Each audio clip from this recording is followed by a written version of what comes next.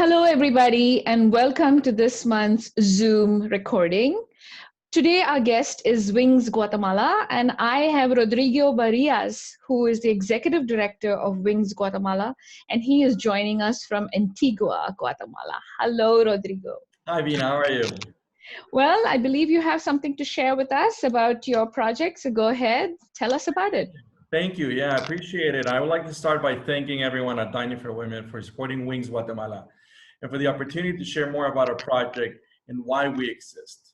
I'd like to start first with a general overview of Wings and then focus on the Dining for Women project. So Wings Guatemala, the Women's International Network for Guatemalan Solutions, is a Guatemalan-based nonprofit founded in 2001. Our mission is to provide quality reproductive health, education, and services to underserved, primarily rural Guatemalan youth, women, and men. We envision a Guatemala where individuals thrive and are able to fully exercise their sexual reproductive rights. Since 2001, we have invested close to $11.5 million within Guatemala, reaching over 315,000 individuals with education and services, and prevented more than 285,000 unintended pregnancies. At Wings, we believe that reproductive health is a right, and that it is the first step in the fight against poverty, chronic malnutrition, decreasing maternal and infant deaths, and gender inequality. As I mentioned, we provide sexual reproductive health education and services, and we do this by implementing two major programs. Number one, sexual reproductive health education for teens through our Youth Peer Education Program, which reaches more than 7,000 adolescents each year. And number two, our Service Provision Program, which is implemented through three stationary clinics, 4 satellite teams, 3 mobile units, partnerships with more than 38 hospitals, and a network of 30 volunteer community health promoters.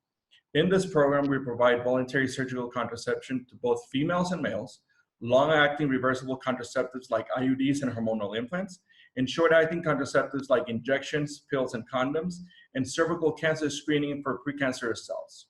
In 2020, we hope to serve more than 10,000 individuals through this program. And we do all of this with an emphasis on quality, rights-based care, and a patient-centered approach. We treat every client in a non-judgmental way and non-coercive manner. But Guatemala is a country of great disparities. 90% of the patients we serve live in rural areas. As you can see in the map here behind me, Wings works in 14 out of 22 departments. These are similar to US states. The vast majority of the population in these departments live in rural communities and identify as members of one of 22 different Mayan indigenous ethnicities. The following are just a few socioeconomic indicators that I hope will give our audience a chance to understand the magnitude of our problem. The average indigenous woman in Guatemala is pregnant for more than 1,300 days during her lifetime. 80% of indigenous population lives in poverty. 1 out of every 3 indigenous women has no access to reproductive health services. And nearly 50% of children under the age of 5 are chronically malnourished. For adolescent girls ages 15 to 19, these facts are even bleaker. 1 out of every 5 girls is or has been pregnant. Close to 10% of them had their first intercourse before the age of 15. And currently, there are 120 pregnancies for every 1,000 girls. Guatemala is one of only a handful of countries in the world where the teen pregnancy rate is actually rising. Lastly, only 30% of total women in reproductive age use a modern form of contraception. 40% of indigenous women want but cannot access any contraceptive method. When I talk of a country of huge disparities, the 3 departments where the Dining for Women project will be implemented, Huehuetenango, Quetzaltenango, and San Marcos, right here in the back line in blue, is a clear example. On Monday, our mobile unit team traveled from our headquarters in Antigua to the community of Barillas in northern Quetzaltenango, very close to the Mexican border. They covered a distance of only 195 miles, but took them 11 hours to complete. This gives you an idea of how remote the areas where we work are and how limited access to basic services is. Thanks to the generous grant from Dining for Women, in the 2 years that this grant will cover, we will impact the lives of more than 5,500 individuals. We measure our impact in terms of unintended pregnancies prevented, or in other words, pregnancies that without our intervention would otherwise occur. Through this project, we together, Wings and Dining for Women, will be able to prevent more than 7,300 unintended pregnancies, and I think that's huge. So once again, thank you, Vina, and everyone at Dining for Women for trusting Wings and for allowing all of these women and adolescent girls in our country the opportunity for a better future. Thank you very much. Thank you, Rodrigo. Thank you for that wonderful overview. So clearly, you're dealing with communities that are isolated, that do not have access to health services or sexual reproductive health services. But tell us a little bit more about the community. I mean, clearly, we know this the world over, that when young women start having babies very early, they start having too many, and they start having them for such a long period of their reproductive life. It is such a huge physical and emotional and nutritional toll on their bodies. Tell us more about these girls. Who are they, and what prompts these Yeah, choices? so specifically in the three departments where the Dining for Women project will be implemented, close to 95% of the population there identifies as Mayan indigenous. For centuries, the indigenous woman has been the face of poverty in rural Guatemala, and that continues to be the truth. There is a lack of services, basic services provided by either the state or anyone else in these communities. And the Mayan culture itself is quite conservative. So women have been, put aside, second-hand citizens, and that continues to be so now. That's why we believe that we have to be able to provide education and services in those very rural communities. 11 hours away, that's where we need to go, because that's where the biggest need is for these indigenous women and girls. Mhm. So describe to us how your typical outreach begins and how your actual week-long, provision of services happens. Tell us Yeah. how. Yeah, so in these communities, oftentimes women and girls have never known about sexual reproductive health. So we have a team of field educators that goes out to the communities. They're from those communities. All of our field staff are from those communities. They speak the language, they know the culture, so they can really speak to their peers. So they go out, they start giving talks and creating this demand, right? Providing education and information creates demand. And then we send the mobile unit out. Usually our mobile units, they leave on Monday and come back till Friday. They'll spend the whole week there in those communities providing long-acting reversible contraceptives like IUDs and implants, cervical cancer screening, and surgical contraception when needed as well.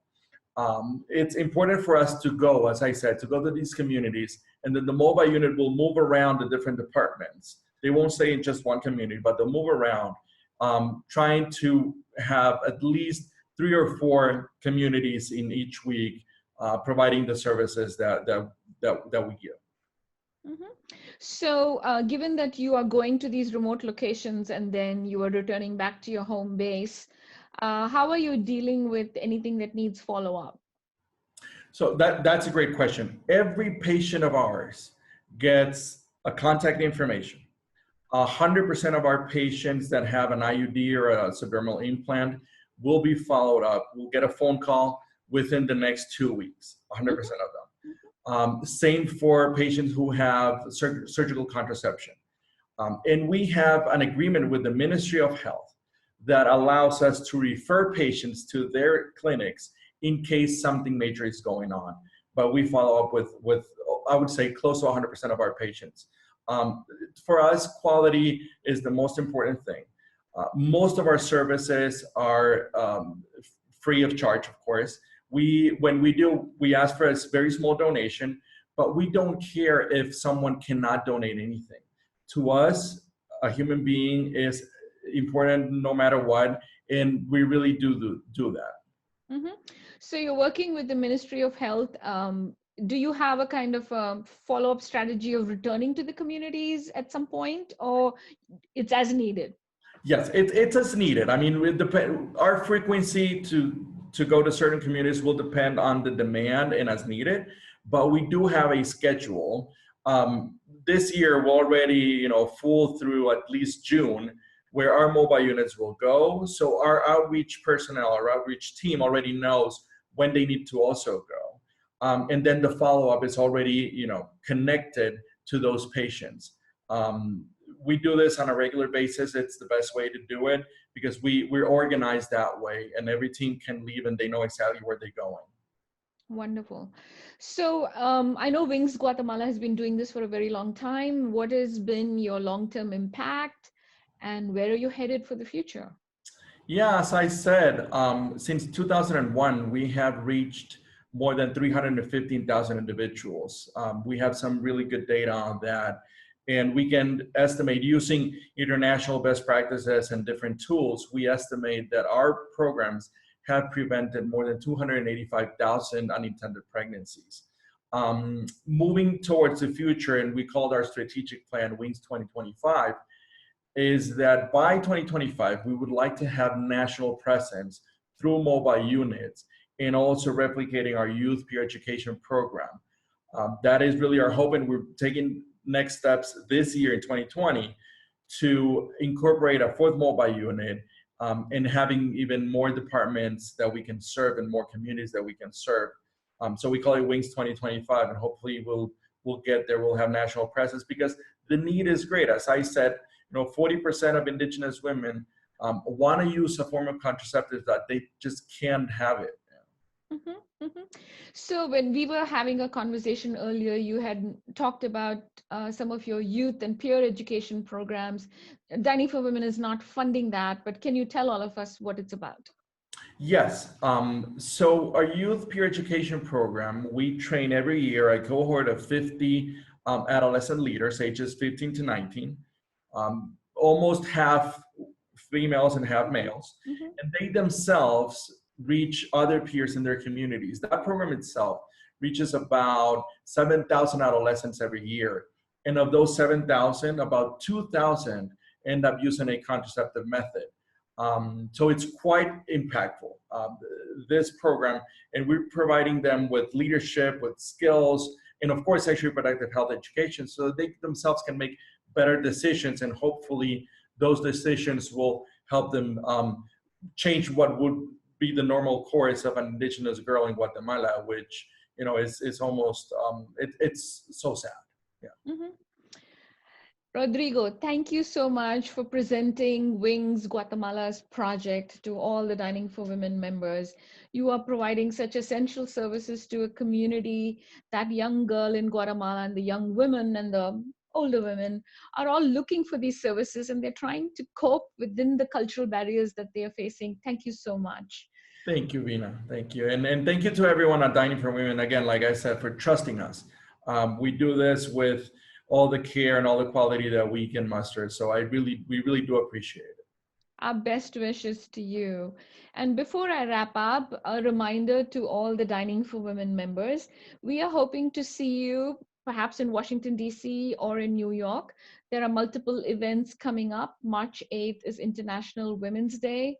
If you go to our website under the tab Join Us and Upcoming Events, you can buy tickets to the event in Washington, D.C. And there is another satellite event in Santa Barbara. You can buy the tickets online through Eventbrite. We also have our participation at the Commission on Status of Women in New York City on March 11th. That is a parallel event, and that event is completely free. For those of you who can join us in New York, please do come and listen to our grantee panelists, and we will also have a representative from UNICEF. And we are talking about sustainable futures and plans and decisions being made in different communities to deal with climate change. So hoping to see all of you in March. Until next time, bye.